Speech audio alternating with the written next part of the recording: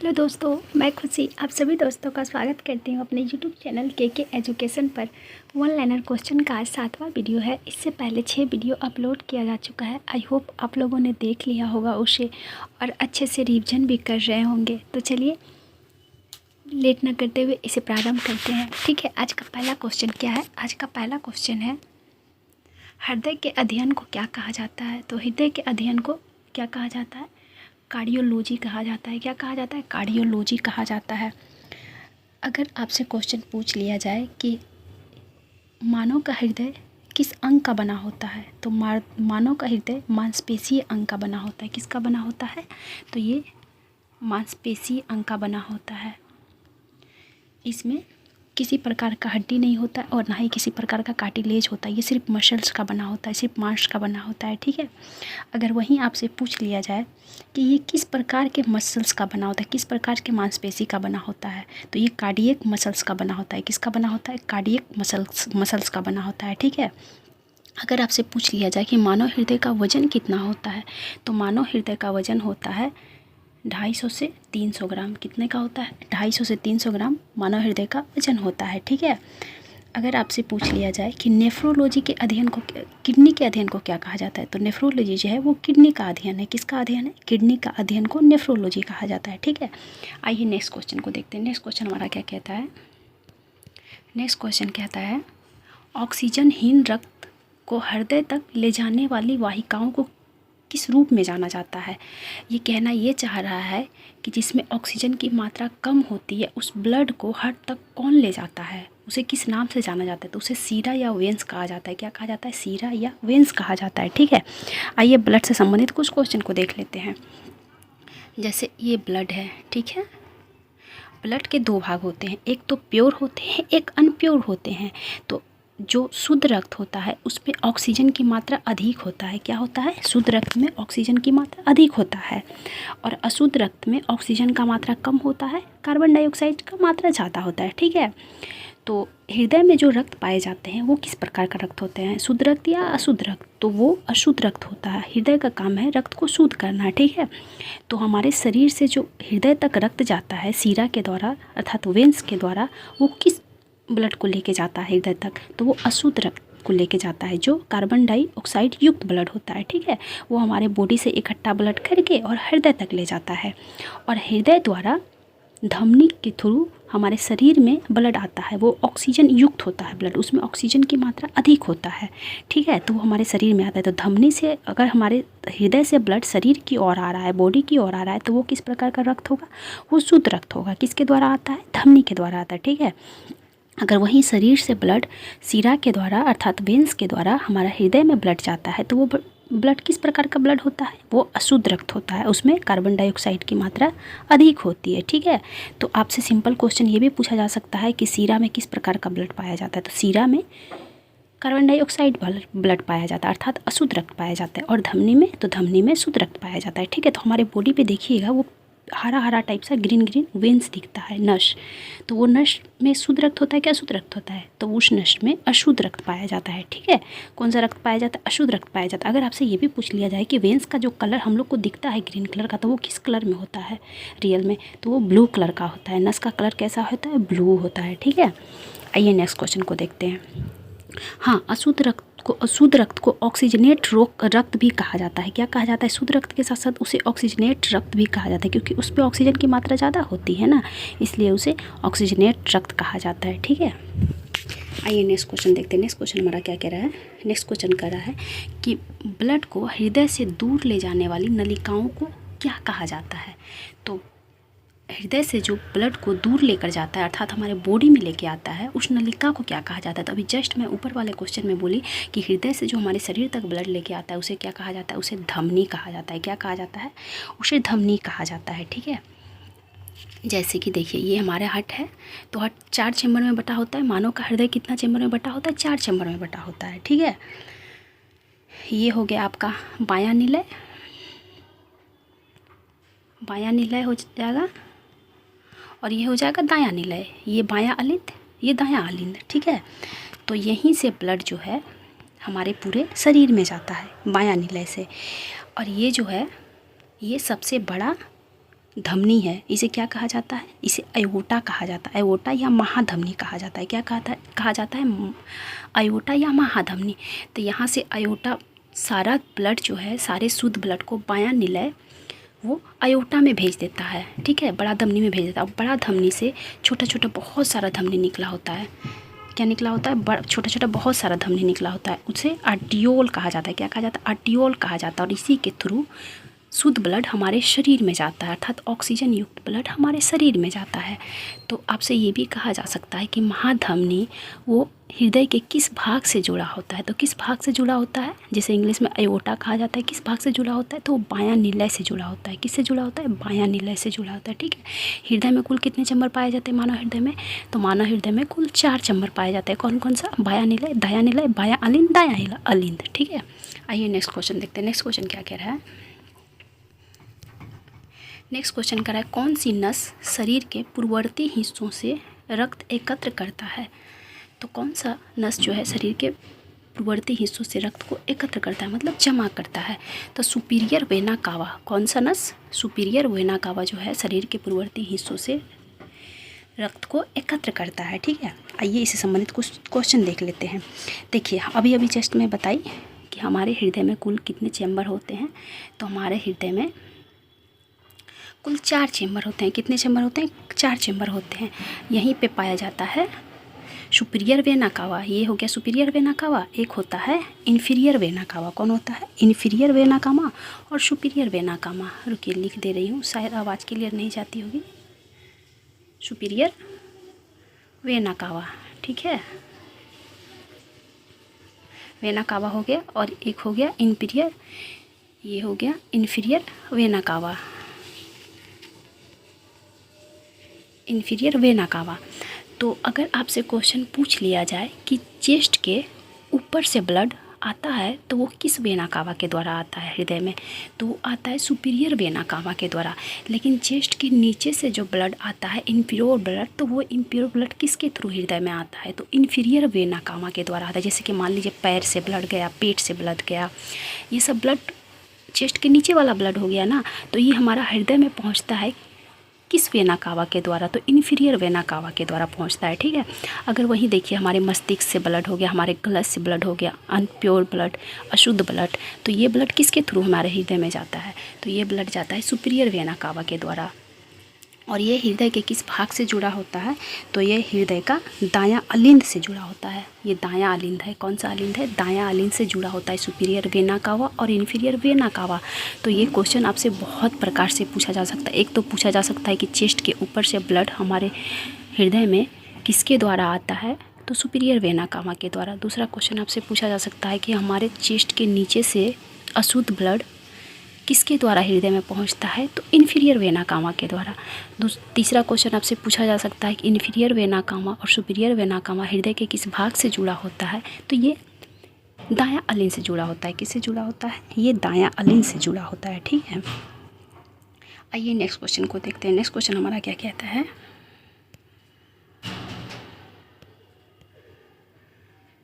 धमनियाँ रक्त वहन करती है जो कि भरी होती है। तो धमनी में किस प्रकार का रक्त पाया जाता है? अभी जस्ट में बताई कि नस में अशुद्ध ब्लड पाया जाता है, जबकि धमनी में शुद्ध ब्लड पाया जाता है। और शुद्ध ब्लड में किसकी मात्रा ज़्यादा होती है? तो शुद्ध ब्लड में ऑक्सीजन की मात्रा ज़्यादा होती है। अशुद्ध ब्लड में, तो अशुद्ध ब्लड में कार्बन डाइऑक्साइड की मात्रा ज़्यादा होती है, ठीक है।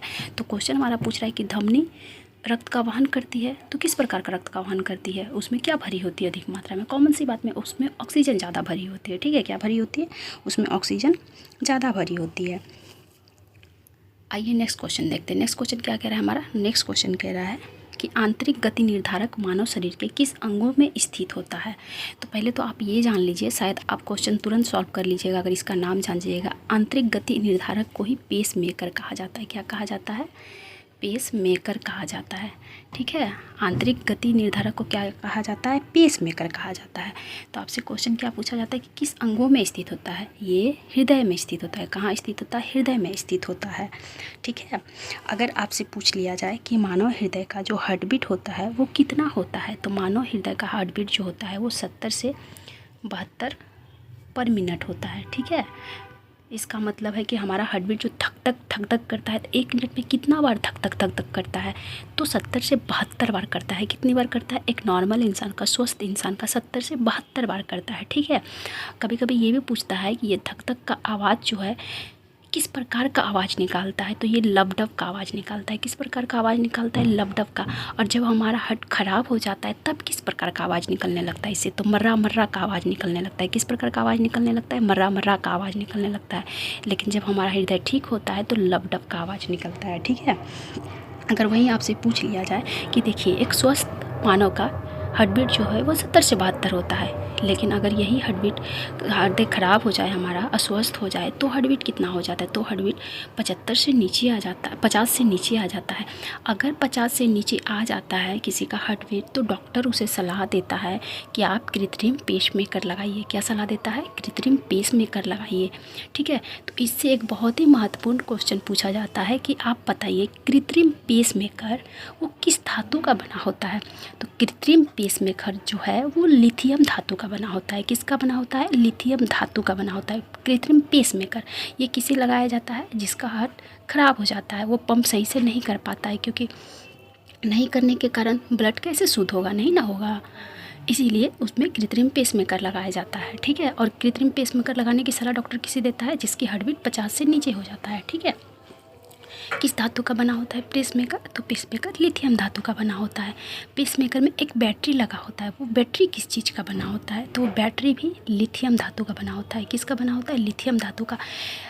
आपके मन में एक सवाल आता होगा, लिथियम धातु ही क्यों, कोई और धातु क्यों नहीं? तो कोई और धातु इसलिए नहीं क्योंकि लिथियम धातु का वजन बहुत कम होता है, इसीलिए लिथियम धातु का ही बनाया जाता है। ये बहुत लाइट धातु होता है। ठीक है। क्योंकि देखिए अब हमारा हार्ट का वजन ही है 250 से 300 ग्राम का। अगर क्या हम इसमें 4 kg का नहीं ना लगा सकते हैं, तो उसी हिसाब से लगाना होगा। इसीलिए लिथियम धातु का प्रयोग किया जाता है। और लिथियम धातु का प्रयोग किया जाता है और इसमें बैटरी किस चीज़ का लगाया जाता है? तो वो भी लिथियम का लगाया जाता है। तो फिर आपके दिमाग में ख्याल आ रहा होगा कि ठीक है, मान लीजिए किसी का सर्जरी करके एक बार लिथियम बैटरी उसमें फिट कर दिया जाए, तो वो लिथियम बैटरी कभी ना कभी तो डिस्चार्ज होगा ना। आखिर वो कितना दिन तक टिकेगा? तो उसकी आयु होती है 10 से 12 साल तक। ठीक है। एक बार जिसे कृत्रिम पेसमेकर लगा दिया जाएगा जिसके हार्ट में, तो वो 10 से 12 साल तक बैटरी टिकता रहता है। 10 से 12 साल से पहले उसको चेंज करने की आवश्यकता नहीं होती है। ठीक है। 10 से 12 साल के बाद फिर उसको चेंज करने की आवश्यकता होती है। चेंज करवा के फिर दूसरा बैटरी उसमें लगा दिया जाता है। ठीक है।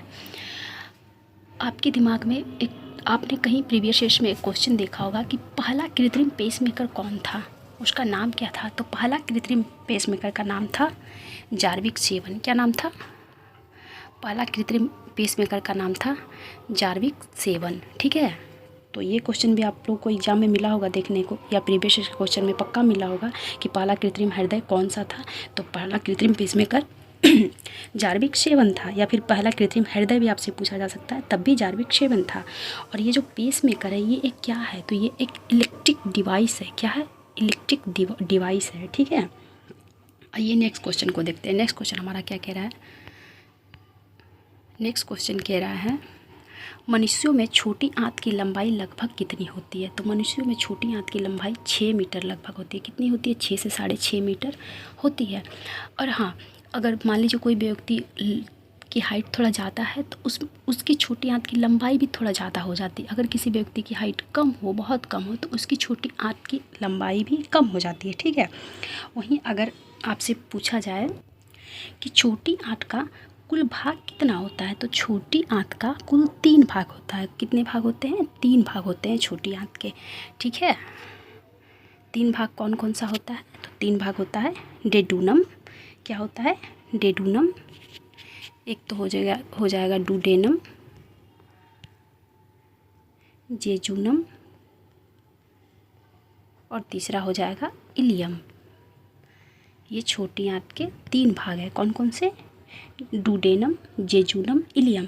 अगर आपसे पूछ लिया जाए क्वेश्चन कि छोटी आंत का कौन सा भाग अमाशय से जुड़ा होता है, तो छोटी आंत का डुडेनम भाग अमाशय से जुड़ा होता है। इसे ही अंतर्ग्रहणी भी कहा जाता है। एग्जाम में कभी कभी के ज़्यादातर हिंदी मीडियम का है तो हिंदी ही नाम देगा, तो हिंदी नाम बड़ी कन्फ्यूजन वाली होती है। इसलिए जब भी आप लोग एग्ज़ाम दीजिएगा तो एक बार जो हिंदी में किसी का वर्ड समझ में नहीं आए तो उसे इंग्लिश में ज़रूर देख लीजिएगा, कन्फ्यूजन क्लियर हो जाएगा। अब देखिए ना, इसका नाम कैसा दे दिया है, ड्यूडेनम का अंतर्ग्राहनी।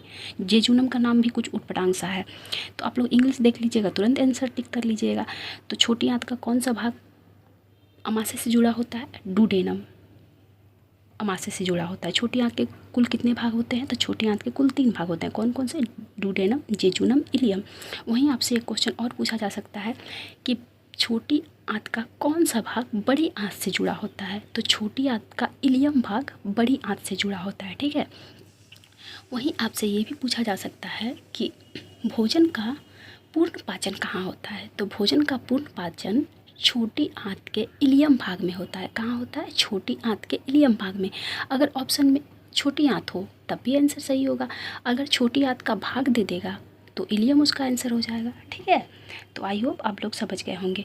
चलिए आइए बड़ी आंत की भी लंबाई देख लेते हैं। तो बड़ी आंत की लंबाई कितनी होती है? बड़ी आंत की लंबाई होती है 1 से 1.5 मीटर। कितनी होती है? 1 से 1.5 मीटर बड़ी आंत की लंबाई होती है, ठीक है। और छोटी आंत की? तो छोटी आंत की 6 से 6.5 मीटर तक। अधिकतम कितनी हो सकती है? तो अधिकतम इसकी लंबाई 7 से 7.5 मीटर हो सकती है, इससे ज़्यादा नहीं, ठीक है। आइए नेक्स्ट क्वेश्चन देखते हैं। नेक्स्ट क्वेश्चन क्या कर, हाँ, एक और बहुत ही घिसा पीटा क्वेश्चन है, ना जाने एग्जाम में कितनी बार पूछा जा चुका है कि शाकाहारी जीवों की छोटी आंत की लंबाई कैसी होती है? तो शाकाहारी जो जीव होते हैं उसके छोटे आंत की लंबाई ज़्यादा होती है। आम लोगों की तुलना में शाकाहारी जीवों की आंत की छोटी आंत की लंबाई ज़्यादा होती है। क्यों ज़्यादा होती है? क्योंकि वो तो खाते हैं घास भूसा, तो घास भूसा को पचने में ज़्यादा टाइम लगता है। पचने में ज़्यादा टाइम लगने के कारण उसकी छोटी आंतों की लंबाई ज़्यादा होती है, ठीक है। तो एक क्वेश्चन आपसे पूछा जा सकता है कि आप बताइए, खरगोश की छोटी आंत की लंबाई ज़्यादा होगी या फिर चीता की छोटी आंत की लंबाई ज़्यादा होगी? तो कॉमन सी बात है, खरगोश घास भूस खाती है, वो शाकाहारी है, तो खरगोश की छोटी आंत की लंबाई ज़्यादा होगी। चीता तो नॉन वेजिटेरियन है, वो तो मीट मछली भी खाता है, इसलिए उसकी छोटी आंत की लंबाई छोटी होगी। और खरगोश की छोटी आंत की लंबाई चीता की अपेक्षा ज़्यादा होगी, ठीक है। आइए नेक्स्ट क्वेश्चन देख लेते हैं। नेक्स्ट क्वेश्चन हमारा क्या कह रहा है? नेक्स्ट क्वेश्चन कह रहा है, मानव शरीर में खाना सबसे अधिक पाचन कहाँ होता है? तो जस्ट मैं ऊपर बताई कि मानव शरीर में खाना का सबसे अधिक पाचन होता है छोटी आंत में। कहाँ होता है? छोटी आंत में होता है, ठीक है। और अगर आपसे एक क्वेश्चन और पूछा जा सकता है कि पोषक तत्वों का अवशोषण कहाँ होता है? तो पोषक तत्वों का अवशोषण भी छोटी आंत में ही होता है। कहाँ होता है? छोटी आंत में ही होता है।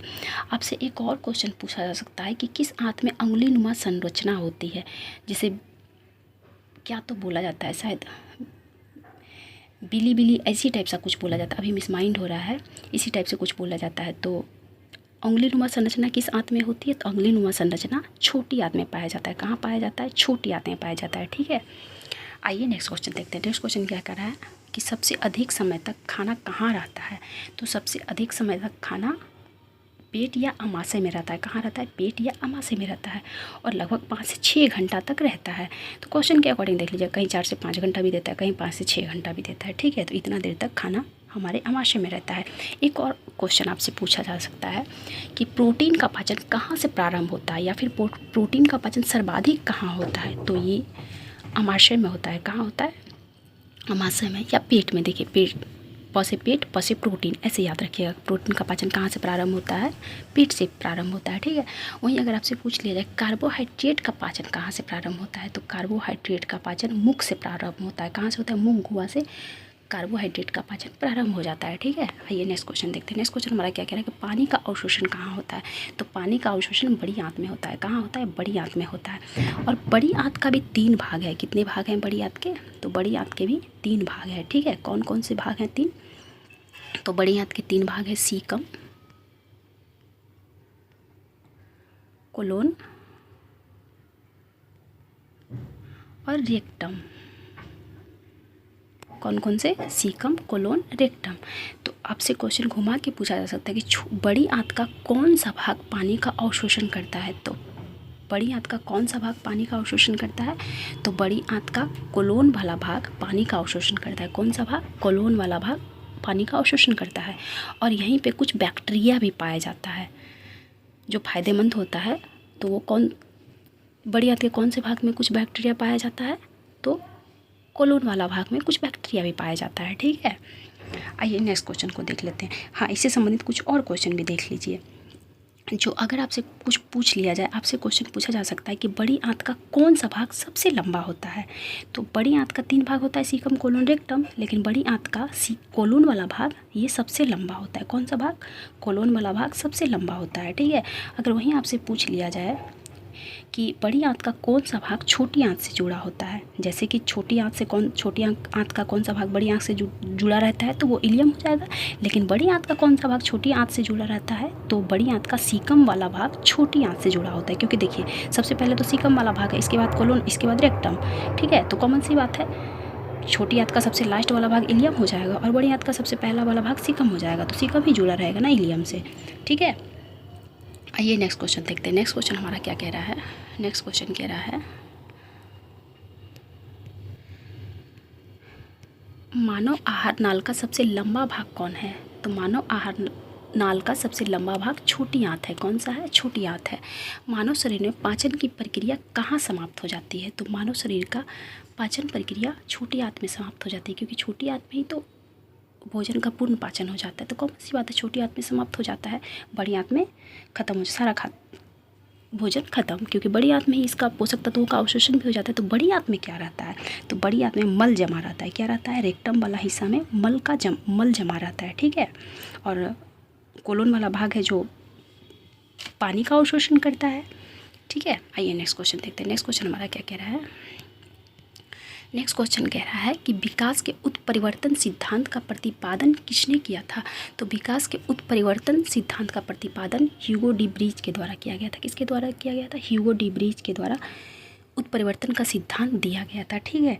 वहीं कुछ और क्वेश्चन इससे संबंधित है जो बहुत बार एग्जाम में पूछा जा चुका है कि जीव द्रव जीवन का भौतिक आधार है, ये किसने कहा था कि जीव द्रव जीवन का भौतिक आधार है। तो ये हक्सले के द्वारा कहा गया था। किसके द्वारा कहा गया था? हक्सले के द्वारा कहा गया था कि जीव द्रव जीवन का भौतिक आधार है, ठीक है। विकासवाद या प्राकृतिक चयन या थ्योरी ऑफ नेचुरल सिलेक्शन, ये सिद्धांत किसके द्वारा दिया गया था। तो अगर आपसे पूछ लिया जाए विकासवाद का सिद्धांत किसके द्वारा दिया गया था, तब भी इसका आंसर डार्विन हो जाएगा। या प्राकृतिक चयन का सिद्धांत या थ्योरी ऑफ नेचुरल सिलेक्शन का सिद्धांत किसके द्वारा दिया गया था, तो डार्विन के द्वारा दिया गया था। किसके द्वारा दिया गया था? डार्विन के द्वारा दिया गया था, ठीक है। आपसे एक और क्वेश्चन पूछा जा सकता है कि उपार्जित लक्षणों का वंशानुगत सिद्धांत, कौन सा क्वेश्चन? उपार्जित लक्षणों का वंशानुगत सिद्धांत किसके द्वारा दिया गया था, तो लेमार्क के द्वारा दिया गया था। किसके द्वारा दिया गया था? लेमार्क के द्वारा दिया गया था। लेमार्क के द्वारा दिया गया था, ठीक है। आइए नेक्स्ट क्वेश्चन देखते हैं। नेक्स्ट क्वेश्चन क्या कह रहा है। नेक्स्ट क्वेश्चन कह रहा है हमारा कि अद्वैतवाद का सिद्धांत किसने दिया था। तो अद्वैतवाद का सिद्धांत शंकराचार्य के द्वारा दिया गया था। किसके द्वारा दिया गया था? शंकराचार्य के द्वारा। शंकराचार्य के द्वारा कौन से संप्रदाय की स्थापना की गई थी, तो शंकराचार्य के द्वारा श्री संप्रदाय की स्थापना की गई थी, स्मृति संप्रदाय की स्थापना की गई थी। कौन सा संप्रदाय का? स्मृति संप्रदाय का स्थापना शंकराचार्य के द्वारा किया गया था, ठीक है। वहीं अगर आपसे क्वेश्चन पूछ लिया जाए कि विशिष्टाद्वैतवाद का सिद्धांत किसके द्वारा दिया गया था, तो विशिष्टाद्वैतवाद का सिद्धांत रामानुजाचार्य के द्वारा दिया गया था। किसके द्वारा दिया गया था? रामानुजाचार्य के द्वारा दिया गया था। और इनके द्वारा किस संप्रदाय की स्थापना की गई थी, तो रामानुजाचार्य के द्वारा श्री संप्रदाय की स्थापना की गई थी। किसकी? श्री संप्रदाय की। द्वैतवाद का सिद्धांत किसने दिया था, तो द्वैतवाद का सिद्धांत दिया था निम्बकाचार्य ने। किसने दिया था? निम्बकाचार्य ने। और इन्होंने किस संप्रदाय की स्थापना की थी, तो इन्होंने सनक संप्रदाय की स्थापना की थी। किस संप्रदाय की? सनक संप्रदाय की, ठीक है। वहीं आपसे क्वेश्चन पूछ लिया जाए कि द्वैतवाद का सिद्धांत किसने दिया था, तो द्वैतवाद का सिद्धांत माधवाचार्य ने दिया था। किसने दिया था द्वैतवाद का सिद्धांत? माधवाचार्य ने। और इन्होंने किस संप्रदाय की स्थापना की थी, तो माधवाचार्य ने ब्रह्म संप्रदाय की स्थापना की थी। कौन सी संप्रदाय? ब्रह्म संप्रदाय की स्थापना की थी। शुद्धाद्वैतवाद का सिद्धांत किसने दिया था, तो शुद्धाद्वैतवाद का सिद्धांत वल्लभाचार्य ने दिया था। किसने दिया था? वल्लभाचार्य ने दिया था। और इन्होंने किस संप्रदाय की स्थापना की थी, तो इन्होंने पुष्टि संप्रदाय की स्थापना की थी। किस संप्रदाय की स्थापना की थी? पुष्टि संप्रदाय की। एक बार मैं और रिपीट कर दे रही हूँ, आप लोग नोट डाउन कर लीजिएगा कि अद्वैतवाद का सिद्धांत किसने दिया है? शंकराचार्य ने। किसने दिया है? शंकराचार्य ने। किस संप्रदाय की स्थापना की थी? स्मृति संप्रदाय की। विशिष्टाद्वैतवाद का सिद्धांत किसने दिया था? रामानुजाचार्य ने। इन्होंने किस संप्रदाय की स्थापना की थी? श्री संप्रदाय की। शुद्धाद्वैतवाद का सिद्धांत किसने दिया था? वल्लभाचार्य ने। किस संप्रदाय की स्थापना की थी? पुष्टि संप्रदाय की। द्वैतवाद का सिद्धांत किसने दिया था? द्वैतवाद का सिद्धांत निम्बकाचार्य ने दिया था। किस संप्रदाय की स्थापना की थी? सनक संप्रदाय की। द्वैतवाद का सिद्धांत किसके द्वारा दिया गया था? माधवाचार्य के द्वारा। किस संप्रदाय की स्थापना की थी माधवाचार्य ने? तो ब्रह्म संप्रदाय का, ठीक है। आइए नेक्स्ट क्वेश्चन देखते हैं। नेक्स्ट क्वेश्चन क्या कह रहा है हमारा। नेक्स्ट क्वेश्चन कह रहा है कि प्राचीन भारत में निष्क क्या था? तो निष्क एक स्वर्ण आभूषण था। क्या था? निष्क स्वर्ण आभूषण था। ठीक है। भगवान महावीर का प्रथम शिष्य कौन था? तो भगवान महावीर का प्रथम शिष्य जमाली था। कौन था? जमाली था। और ये महावीर स्वामी के दामाद भी थे। कौन थे? जमाली महावीर स्वामी के दामाद भी थे। और महावीर स्वामी का प्रथम विरोधी कौन था? तो महावीर स्वामी का प्रथम विरोधी भी जमाली ही हो जाएगा। ठीक है। महावीर स्वामी जैन धर्म के 24वें तीर्थकर थे। कौन थे? महावीर स्वामी जैन धर्म के 24वें तीर्थकर थे। ठीक है। अगर आपसे पूछ लिया जाए कि महावीर स्वामी का जन्म स्थान कौन सा है, तो महावीर स्वामी का जन्म स्थान कुंडग्राम है। कहाँ? वैशाली का कुंडग्राम। महावीर स्वामी की मृत्यु कहाँ हुई थी? तो महावीर स्वामी की मृत्यु हुई थी पावापुरी में। कहाँ हुई थी? पावापुरी में। पावापुरी का एक मंदिर बहुत ही प्रसिद्ध है, जल मंदिर। कौन सा मंदिर? जल मंदिर। जल मंदिर कहाँ है? पावापुरी में। और इनकी मृत्यु कहाँ हुई थी? पावापुरी में। इनकी जन्म कहाँ हुई थी? तो इनकी जन्म हुई थी कुंडग्राम में। कुंडग्राम कहाँ है? तो कुंडग्राम है वैशाली में। ठीक है। इनको किस नदी के किनारे ज्ञान की प्राप्ति हुई थी? तो इनको ऋजुपालिका नदी के किनारे ज्ञान की प्राप्ति हुई थी। किस नदी के किनारे? ऋजुपालिका नदी के किनारे। किस गांव में हुआ था? तो इनको जाम्बिक ग्राम में ज्ञान की प्राप्ति हुई थी। किस गांव में? जाम्बिक ग्राम में इनको ज्ञान की प्राप्ति हुई थी। ठीक है। और किस नदी के किनारे? तो ऋजुपालिका नदी के किनारे। अगर वहीं पूछ लिया जाए आपसे कि महावीर स्वामी को किस वृक्ष के नीचे ज्ञान की प्राप्ति हुई थी? तो साल वृक्ष के नीचे। किस वृक्ष के नीचे? साल वृक्ष के नीचे। किस उम्र में उनको ज्ञान की प्राप्ति हुई थी? तो 42 साल की उम्र में ज्ञान की प्राप्ति हुई थी। इन्होंने 30 साल की उम्र में गृह त्याग किया था। ठीक है। और 12 साल तपस्या के बाद इनको 42 साल की उम्र में ज्ञान की प्राप्ति हुई थी। ज्ञान की प्राप्ति कहाँ हुई थी? तो अभी मैं बताई, साल वृक्ष के नीचे ऋजुपालिका नदी के तट पे जुम्बिक ग्राम गाँव में। जुम्बिक ग्राम वर्तमान जमुई में पड़ता है। ठीक है। इनका जन्म कहाँ हुआ था? तो इनका जन्म कुंडग्राम वैशाली में हुआ था। इनकी मृत्यु कहाँ हुई थी? तो इनकी मृत्यु पावापुरी में हुई थी। इन्होंने अपना प्रथम उपदेश कहाँ दिया था?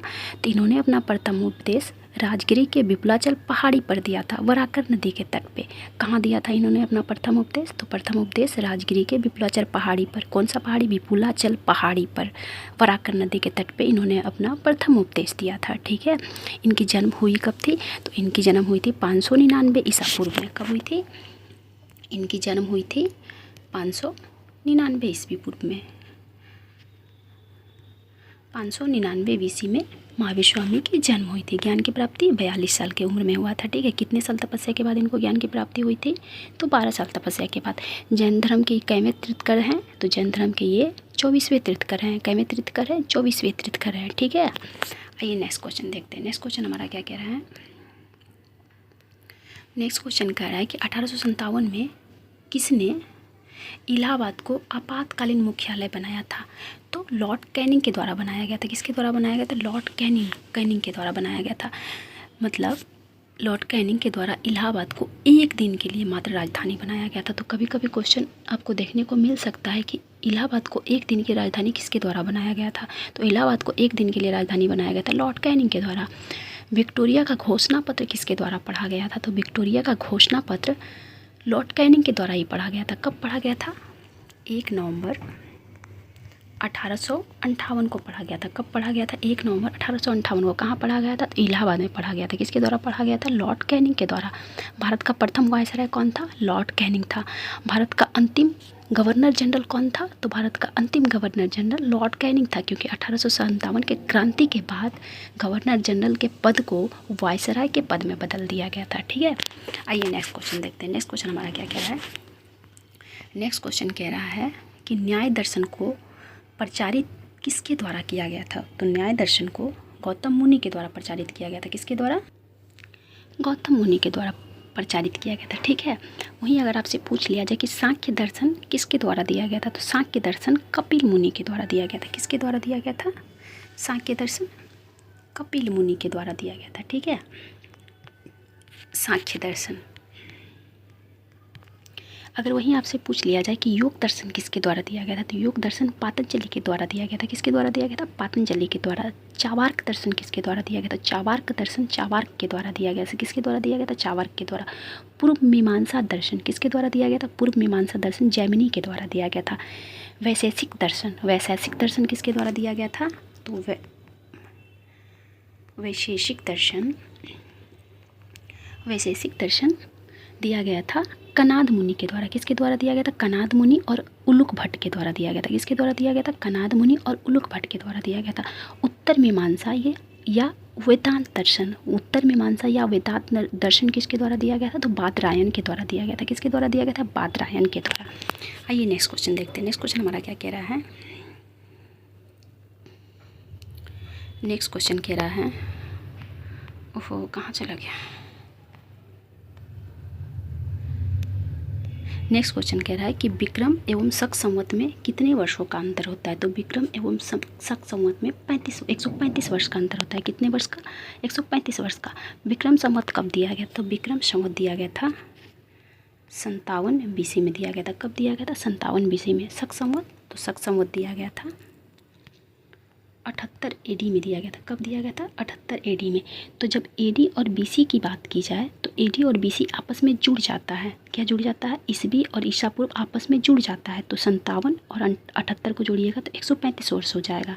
तो दोनों में कितने का अंतर है? 135 वर्ष का। ठीक है, तो आपसे पूछ लिया जाए कि विक्रम संवत कब दिया गया था? तो विक्रम संवत दिया गया था 57 ईसा पूर्व में।